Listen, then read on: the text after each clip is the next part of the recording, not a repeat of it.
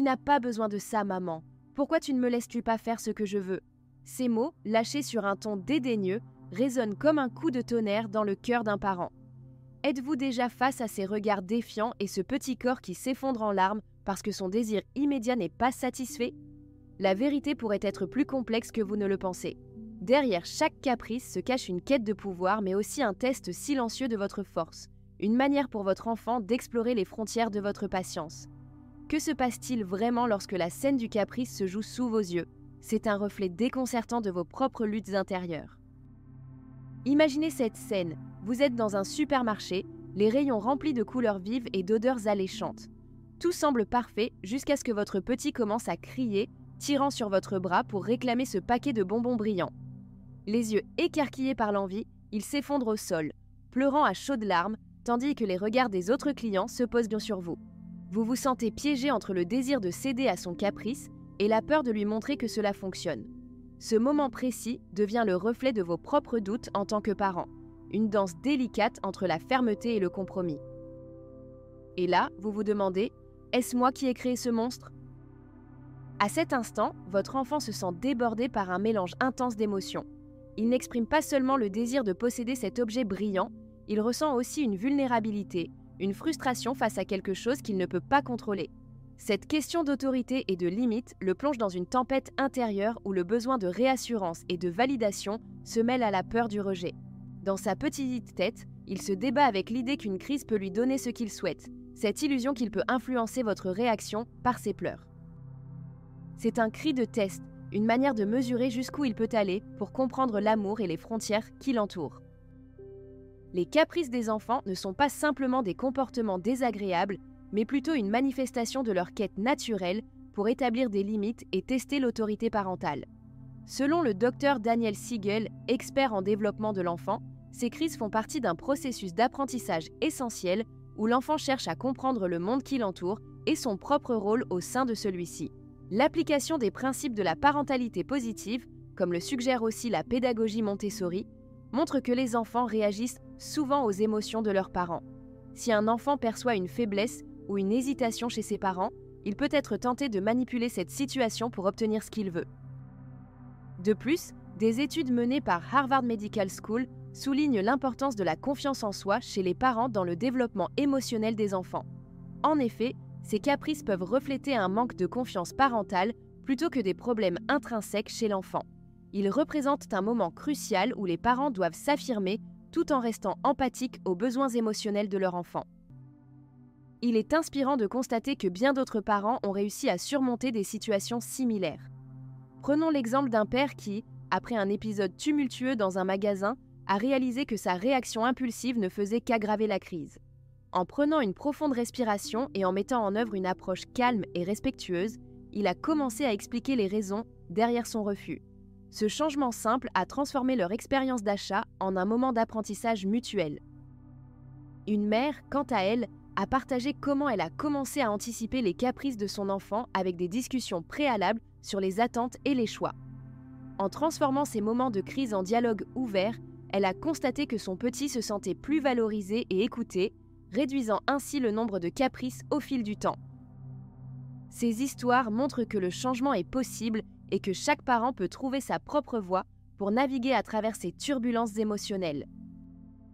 Lorsque l'on aborde la question des caprices, il est crucial de reconnaître certains pièges courants que les parents peuvent rencontrer, souvent sans en avoir conscience. Le premier écueil, céder à la pression. Lorsque vous réagissez immédiatement aux pleurs de votre enfant et lui accordez ce qu'il veut pour éviter le conflit, vous renforcez ce comportement. Pourquoi cela arrive-t-il? Souvent, c'est par peur du jugement des autres ou par épuisement. Une approche alternative serait de donner une réponse calme mais ferme, en expliquant pourquoi vous ne pouvez pas répondre à sa demande tout en offrant un choix acceptable. Un autre faux pas courant est la minimisation des sentiments de votre enfant. Dire « ce n'est pas si grave » peut sembler rassurant, mais cela peut également amener l'enfant à penser que ses émotions ne comptent pas. Cela se produit souvent parce que les parents veulent éviter un trop grand niveau d'émotion. Au lieu de cela, validez ses sentiments en disant « je comprends que tu sois déçu » avant d'expliquer la situation. Enfin, y a-t-il une tendance à promettre des récompenses immédiates pour calmer un caprice?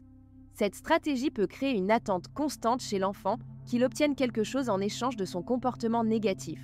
Cela survient souvent chez les parents qui craignent de perdre le contrôle. Plutôt que d'utiliser des promesses, encouragez l'enfant à exprimer ses désirs et enseignez-lui les valeurs du compromis et de la patience.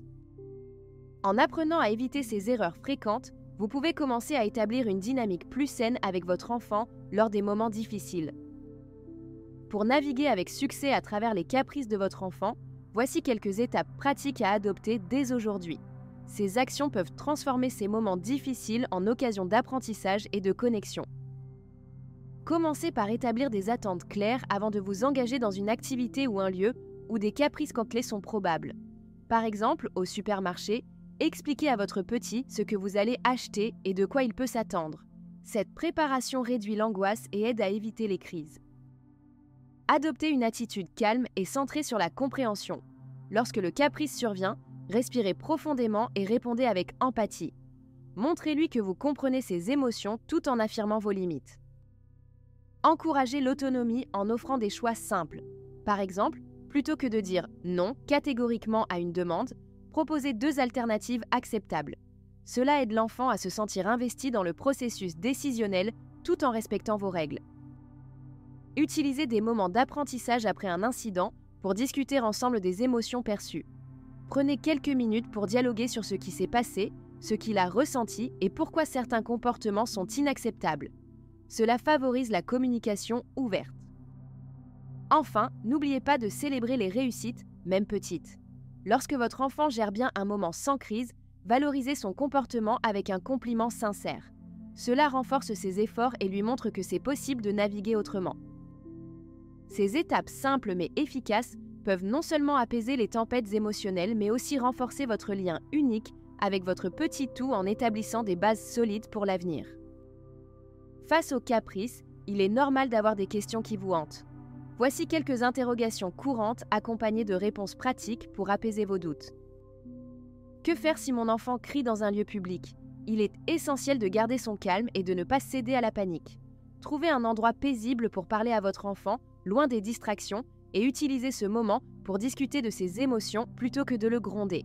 Montrez-lui qu'il peut vous faire confiance pour l'aider à exprimer ce qu'il ressent. Comment puis-je rester calme lorsque je suis confronté à une crise ? La première étape est de prendre une profonde respiration avant de répondre. Rappelez-vous que le comportement de votre enfant est une expression de ses émotions et non un affront personnel.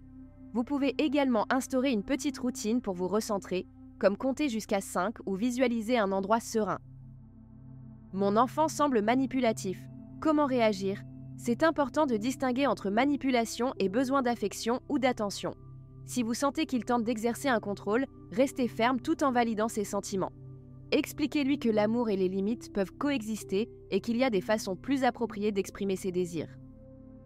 Ces réponses visent à éclaircir certains aspects pressants et à vous donner confiance dans votre capacité à gérer ces moments délicats avec votre enfant. Imaginez un avenir où chaque caprice se transforme en une occasion d'apprentissage et de connexion entre vous et votre enfant. Visualisez des scènes paisibles où les émotions sont exprimées librement sans cris ni pleurs, mais plutôt par le dialogue et la compréhension mutuelle. En tant que parent, imaginez-vous en train de guider votre petit sur le chemin du respect mutuel et de l'empathie, bâtissant ainsi une relation solide fondée sur la confiance. Ces moments peuvent être difficiles et la route peut sembler semée d'embûches. Cependant, chaque pas fait vers une meilleure communication laisse entrevoir des horizons radieux. Choisir d'aborder les caprices avec sagesse et bienveillance ne profitera pas seulement à votre enfant, il nourrira également votre propre croissance en tant que parent. Pensez à chaque crise comme à un test non pas de votre patience, mais de votre amour inconditionnel. Prendre conscience de ce lien précieux vous permettra de transformer ces défis en opportunités. N'attendez pas que les choses changent toutes seules. Engagez-vous à faire évoluer cette dynamique pour le meilleur. Quelles étapes prendrez-vous dès aujourd'hui pour favoriser cette transformation ? Votre voyage vers une parentalité épanouie commence maintenant. Si vous avez trouvé ces conseils utiles et souhaitez approfondir vos connaissances sur la navigation des caprices et la découverte d'autres stratégies parentales, n'hésitez pas à vous abonner. Chaque semaine, nous partageons des astuces pratiques, des histoires inspirantes et des ressources qui illuminent le chemin de votre parcours parental. Ensemble, Faisons de chaque défi une étape vers une relation plus forte avec votre enfant. Rejoignez notre communauté chaleureuse et bienveillante pour continuer à grandir ensemble.